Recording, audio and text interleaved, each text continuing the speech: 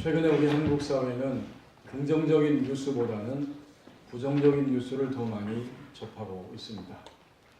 고등학교를 졸업하고 직장에 내가 취직하기를 원합니다. 또는 대학을 졸업한 이후에 내가 취업하기를 원합니다.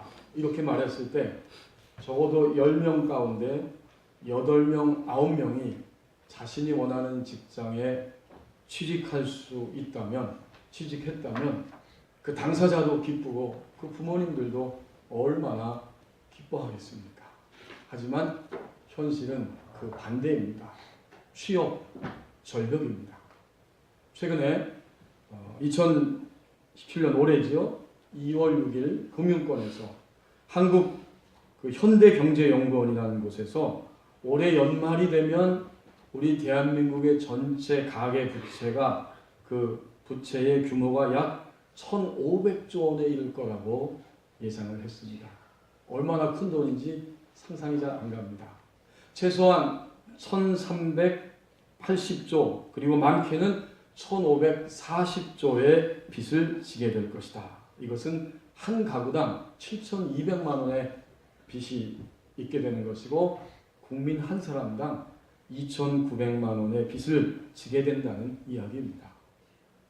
정치적으로는 국정농단 사건으로 인해서 국민들의 마음이 몹시 힘이 들고 또 대통령 탄핵 심판 여부를 두고 온 국민들이 지금 갈림길에 서서 나라를 염려하고 있습니다. 분노할 만한 그리고 아주 고통스러운 그리고 굉장히 그 부정적인 이러한 소식들을 자꾸 듣게 되면 듣는 사람들의 마음에도 어느새 무거운 짐이 생기고 부정적인 그런 마음이 들고 그리고는 분노와 절망으로 자신을 내던질 수 있습니다. 오늘 우리에게 주신 1절 2절 말씀을 보십시오.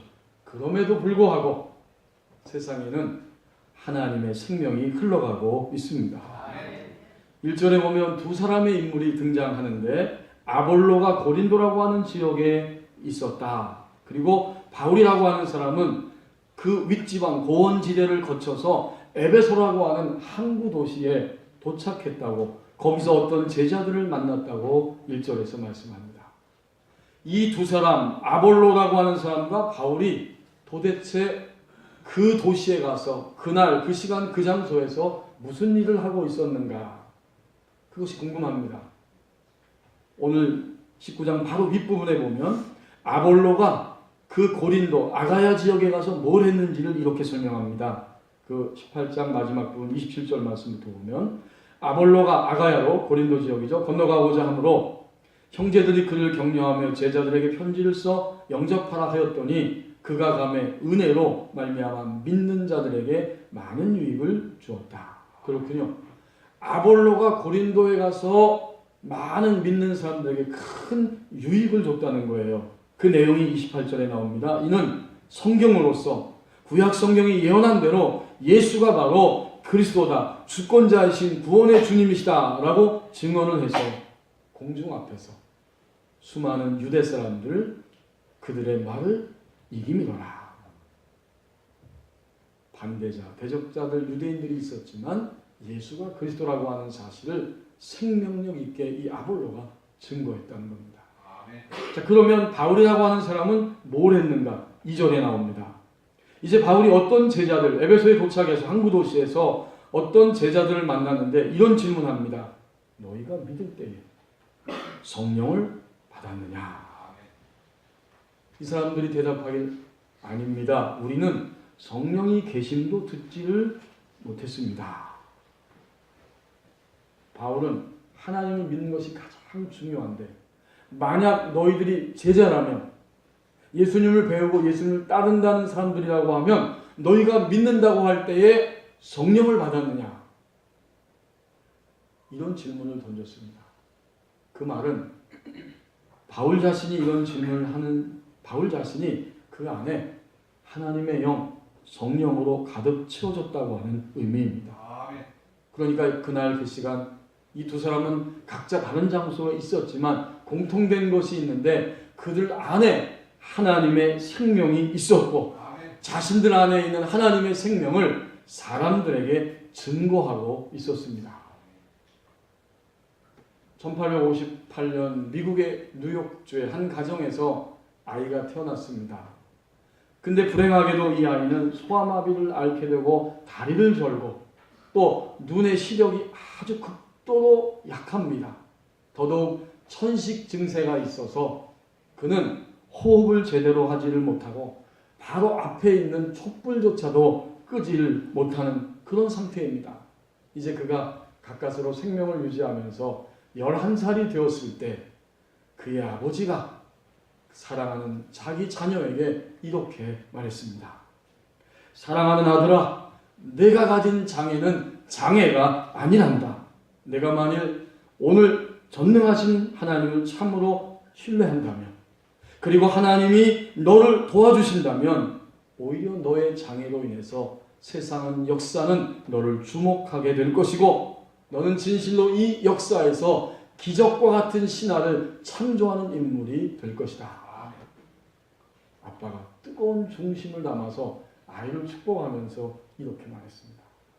그 아들은 드디어 23세가 되었을 때에 뉴욕주를 대표하는 의회 의원이 되었고 28세에 뉴욕 시장이 되었습니다.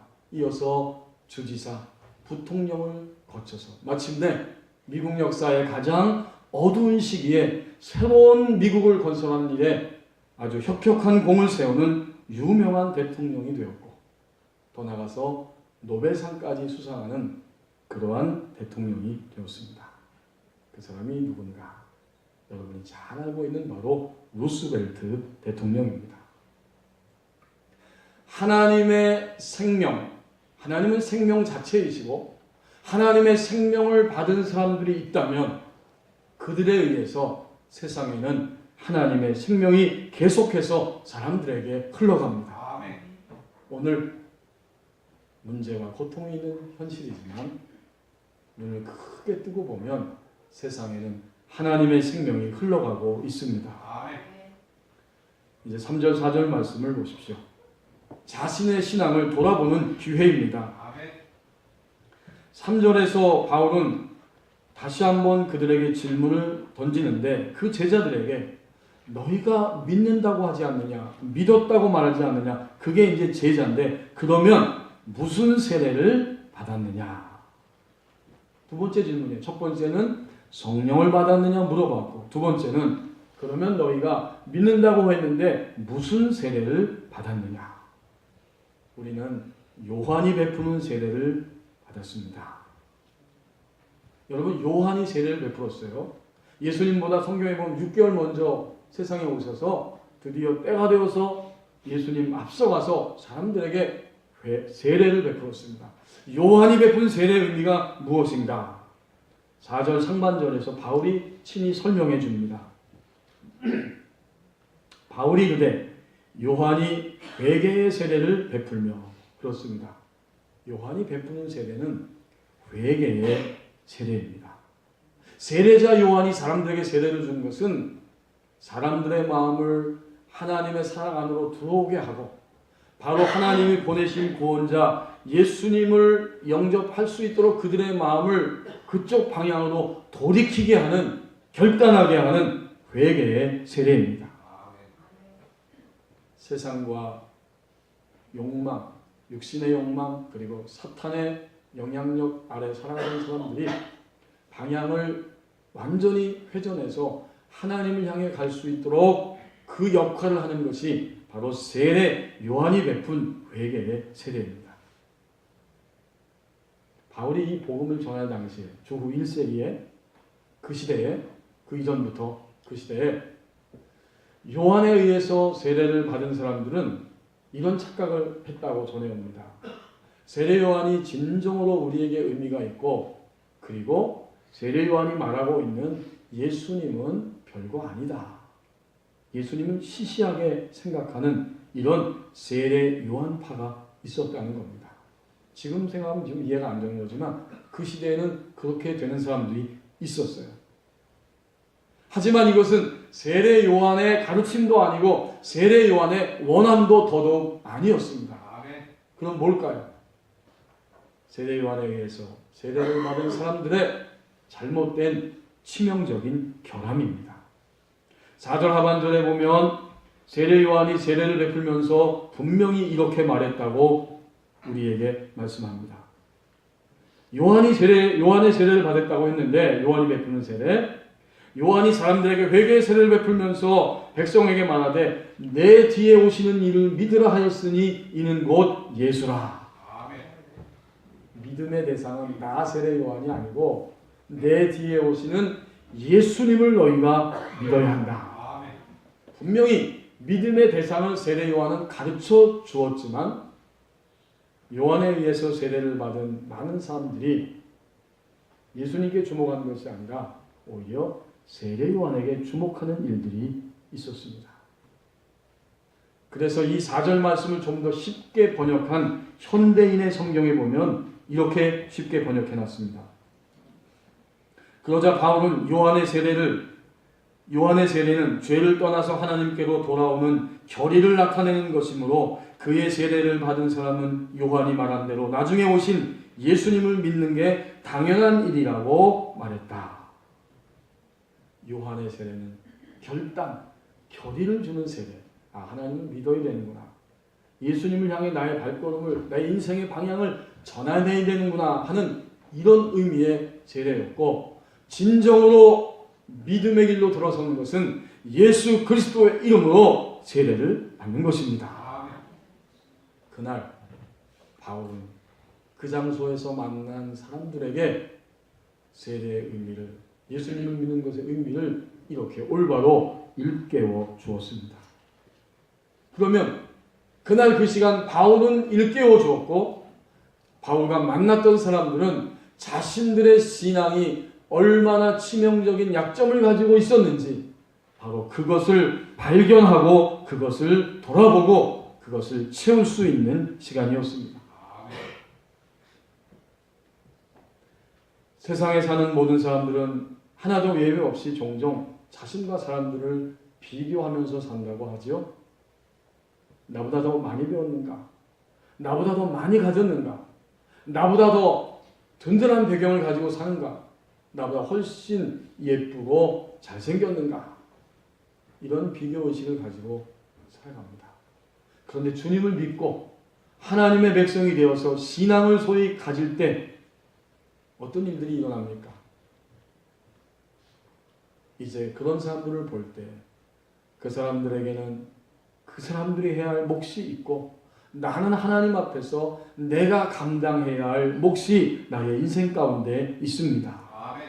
하나님의 눈으로 자기를 바라보기 시작하고, 나를 향하신 하나님의 목적, 나를 향하신 하나님의 뜻을 찾고 구하고 그 길을 향해 달려가기 시작합니다. 아멘.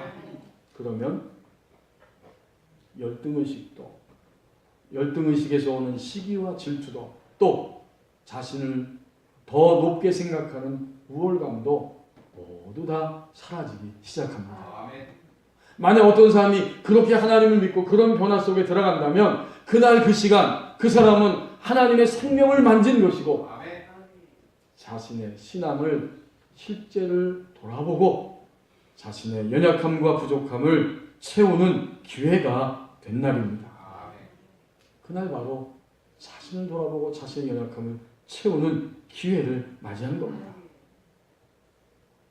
한국교회 유명한 그 초기의 목사님 가운데 김익두 목사님이라고 하는 분이 있습니다. 1874년 그 이북의 황해도에서 출생했고 1950년에 하나님의 부르심을 받았는데, 이분은 20대까지 굉장히 방탕한 생활을 했다고 그래요. 13살 때 아버님이 돌아가시고 굉장히 장사를 하면서 아주 방탕하고, 또 얼마나 이 주먹을 잘 썼는지 그 깡패로 굉장히 유명한 분이었다고 합니다. 그런데 27세 되던 해에 그 선교사님을 통해서 영생이라고 하는 설교를 듣고 드디어 주님을 영접하고 세례를 받았습니다. 그 이후에 하나님 앞에서 목회의 길을 가게 되었는데, 그분이 설교할 때는 수많은 사람들이 몰려왔다고 해요. 그리고 하나님께서 그 김익두 목사님을 통해서 많은 병자를 고쳐줬는데 기록에 보면 김익두 목사님을 통해 고침받은 병자들이 10,000명 정도가 된다고 합니다. 수많은 부흥회와 또 150개의 교회를 개척해서 세우고 그분의 설교를 듣고 목회자가 된 사람만 해도 200명이 가까이 된다고 전해오고 있습니다. 그런데 이 김익두 목사님이 예수님을 영접하고 세례받은 이후에 가장 먼저 한 일이 사람들에게 자신이 죽었다고 하는 부고장을 돌리는 일이었다고 합니다. 김익두는 죽었다라고 하는 부고장을 돌렸어요. 그걸 받은 사람들이 얼마나 기뻐하는지 우리에게 암적 존재 같았던 저 김익두가 죽었으니 이제 우리는 살만하다. 굉장히 많이 시달린 거죠. 그 주목에 의해서. 그런데 어느 날 그 김익두가 그 시장 장터에 나타났습니다. 사람들이 깜짝 놀라고 충격을 받았어요. 그의 손에는 시커먼 성경책을 들고 그 시장터에 등장을 했습니다. 많은 사람들이 놀라면서 그 가운데 한 사람이 갑자기 김익두 목사님에게 물을 퍼가지고 그냥 물을 그 온몸에 뒤집어 씌웠습니다. 과연 네가 바뀌면 얼마나 바뀌었냐 한번 보자 하는 그런 마음이지. 물을 뒤집어 쓴 다음에 이 김익두 목사님은 아무렇지도 않은 것처럼 그 물을 툭툭툭 털고 일어났다고 합니다. 그리고 자신에게 물을 뒤집어 씌운 사람을 향해 똑바로 쳐다보면서 이렇게 말했습니다. 당신은 옛날 김익두가 죽었다는 그 사실을 기뻐하십시오. 내가 만약 죽지 않았다면 살았다면 당신은 요절이 났을 것입니다.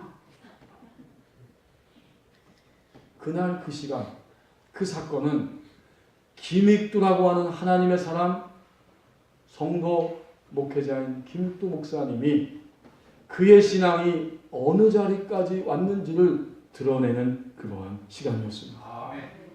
그렇다면 오늘 우리는 살아가면서 우리 가운데 일어나는 모든 일들을 통해서 나 자신의 신앙을 돌아보는 기회입니다. 이제 5절에서 7절 말씀을 보십시오. 진리를 알고 체험하는 감격이 있다고 말씀합니다. 5절에 보면 바울이 가르치고 증언하는 이야기를 들었을 때에 그 사람들은 일제히 세례를 받았다고 기록합니다. 그들이 듣고 주 예수의 이름으로 세례를 받으니 세례는 지금까지 나는 내 힘으로 살았고 지금까지 나는 세상에서 잘 살고 세상에서 유명해지는 것이 나의 소원이었고 지금까지 나는 의식하진 못했지만은 사단과 악한 영들의 공격과 영향력 아래 살아왔는데 이제 이 모든 것들을 다 버리고 하나님의 사랑 안으로 들어가고 예수님이 나를 구원해 주신 생명의 주님이심을 고백합니다. 아멘. 주님을 위하여 나의 인생을 살아가겠습니다. 아멘. 이렇게 공적으로 선포하고 자신의 결단을 알리는 것이 바로 세례의 예식입니다.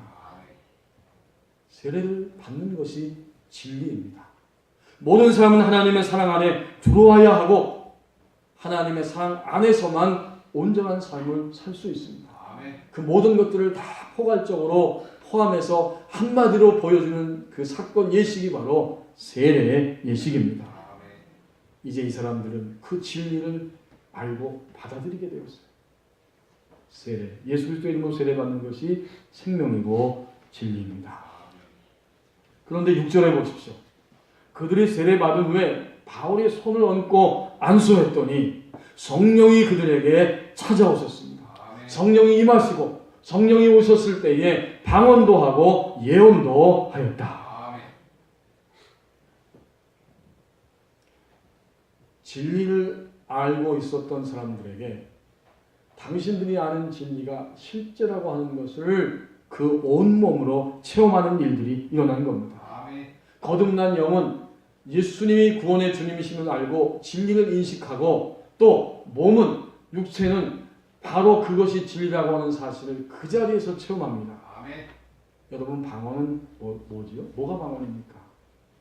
성경이 말하고 있는 방언은 우리의 이 육체도 내 이 몸도 하나님의 세계가 있고 하나님 보이지 않는 영적 세계가 있고 하나님의 사랑이 지금 내 몸에 실제로 임한다는 사실을 보여주고 증거하는 것이 바로 방언의 역사인데 아멘. 육체가 하늘의 언어를 말하는 것이 방언입니다. 아멘.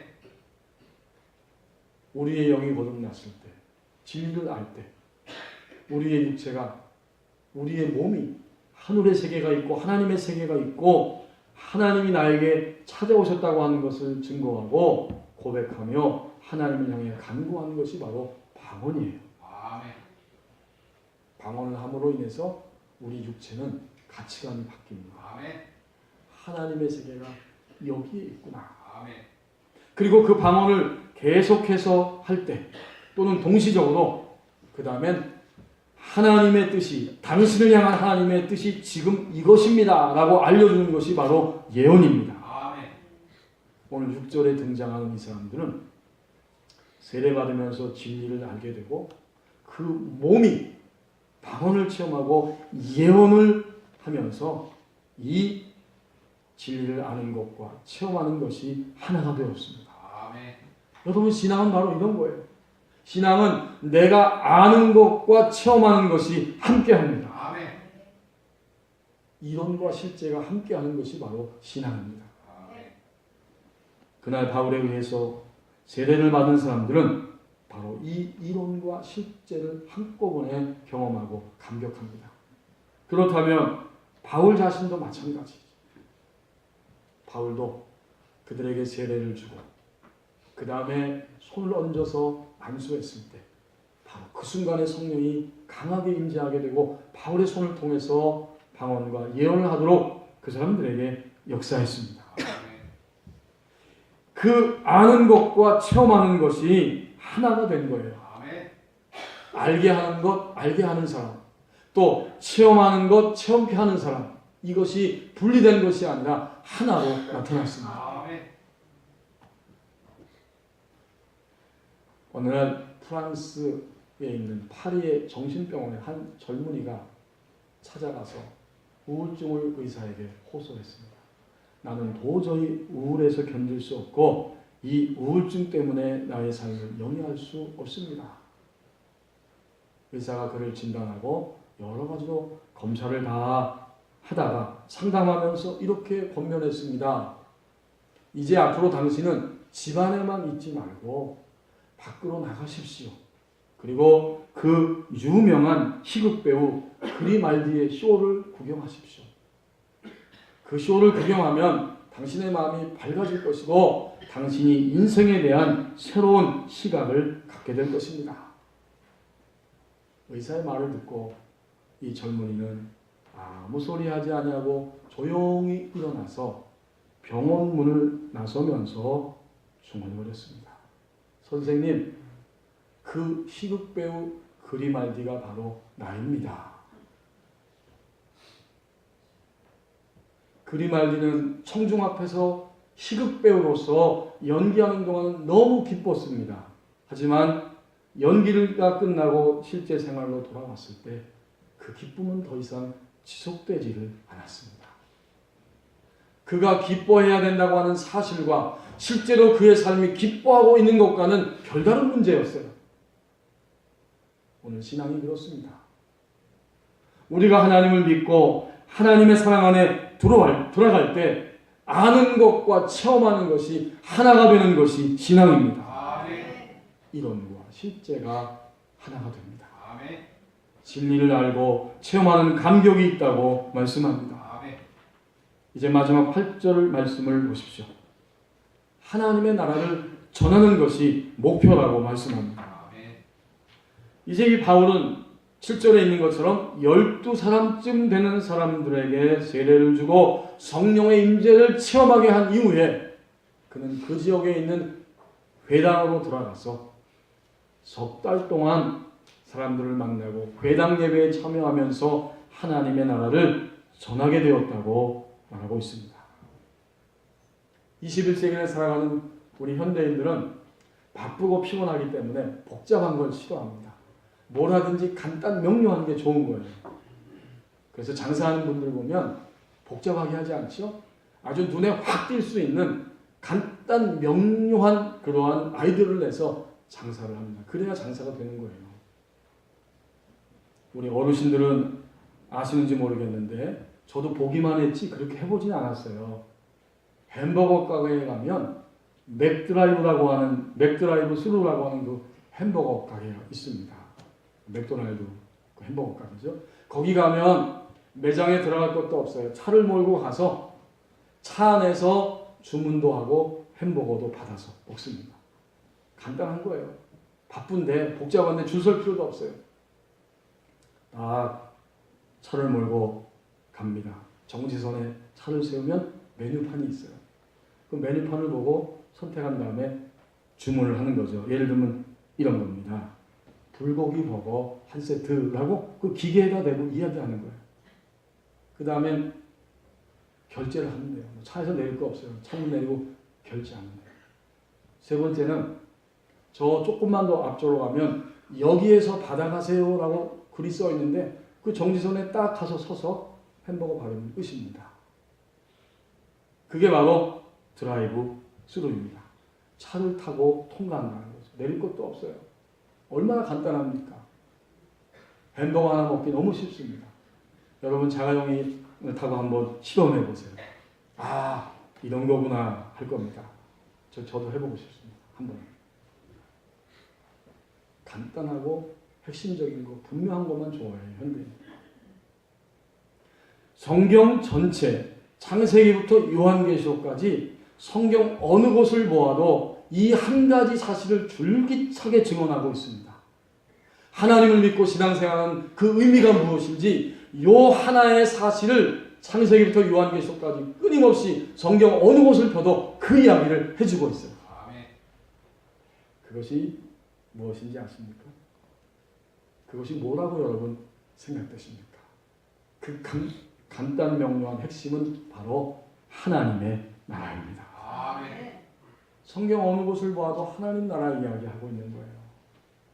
하나님이 하나님 나라를 창조했지만 인간이 타락했고 타락해서 멸망할 수밖에 없지만 예수님이 오셔서 하나님 나라를 다시 회복시켜 주셨고 이제 주님이 십자가에서 죽으시고 부활 승천하신 이후에 하나님 나라를 완성하는 시점, 새하늘과 새 땅이 이 역사 속에 오게 될 것이다. 하나님 나라입니다. 그러므로 오늘 8절 말씀에 보면 바로 바울은 끊임없이 하나님 나라를 전하고 있습니다. 세례 베풀고 성령의 임재를 체험하게 하고 그 모든 것에 초점은 하나입니다. 하나님의 나라를 그들에게 전하는 거예요. 이제 8절에 보면 그가 하나님 나라를 어떻게 전하는지 우리에게 잘 보여주고 있죠. 먼저 하나님 나라를 어떻게 전했어요? 담대히. 바울이 해당에 들어가서 석 달 동안 담대히 하나님 나라에 관한 하나님 나라를 전할 때 담대히 전하는 거예요. 담대히는 뻔뻔하게 이런 뜻이 있습니다. 아주 뻔뻔하게 대담하게. 왜 그렇죠? 너무나 분명한 확신을 가지고 있기 때문에 누가 옆에서 어떤 이야기를 해도 뻔뻔할 정도로 대담하게 하나님의 나라를 증언합니다. 이것이 바로 그리스도인의 삶이라는 거예요. 저와 여러분에게 확신이 있다면 우리는 대담하게 아주 뻔뻔하게 끝까지 하나님의 나라를 사람들에게 고백하고 증언하게 될 것입니다. 이 세상은 홈으로 끝나는 것이 아니고 마지막 지점에는 하나님의 나라가 완성이 됩니다. 그걸 확신하기 때문에 누구 앞에서든지 누구를 만나든지 아주 담대하게 전합니다. 우리가 할 궁극적인 이야기는 그 이야기예요. 그 다음 두 번째로 하나님 나라를 담대히 전할 뿐만 아니라 8절에 보시면 하나님 나라에 관하여 강론하며 그랬습니다. 강론한다는 이야기는 논리적이고 이론적인 논쟁이면서 경험적이고 체험적인 증언입니다.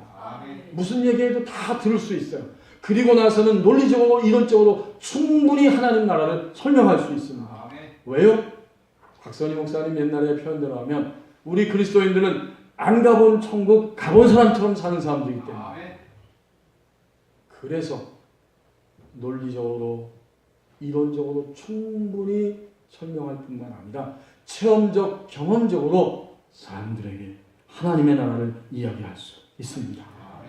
바울의 자세가 그거예요. 마지막 세 번째 자세가 또 나오죠. 8절 끝부분에 강론하면서 권면하였다. 권면한다는 이야기는 계속해서 설득하는 겁니다. 여러분 스스로 대답해 보십시다. 바울이 권면하고 설득했어요. 너희들 다 그냥 마귀의 밥이고 지옥 자식 될 거니까 내 말 듣든지 안 듣든지 알아서 해. 그리고 끝나는 게 아니에요.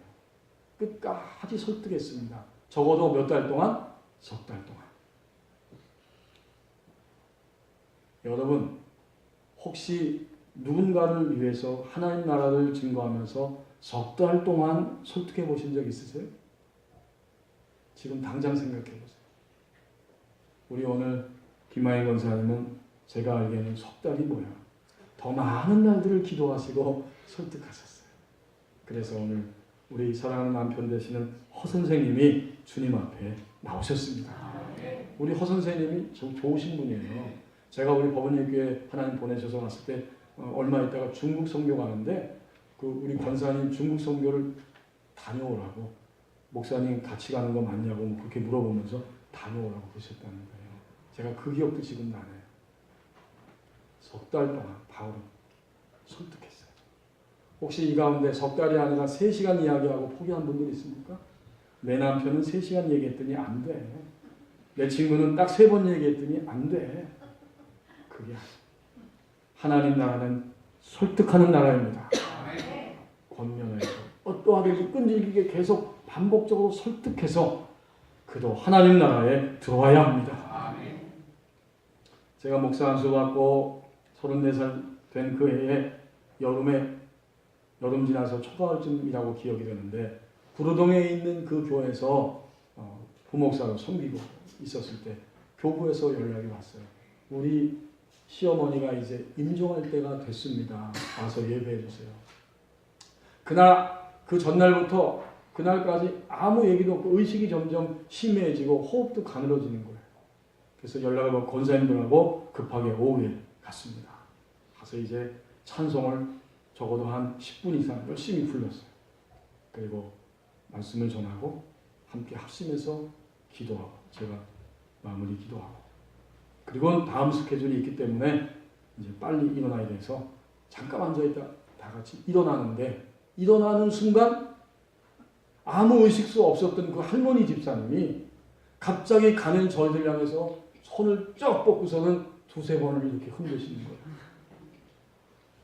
굉장히 감격적이었습니다. 의식도 없고 호흡은 약해지고 이제는 임종이구나 그렇게 생각하고 있었는데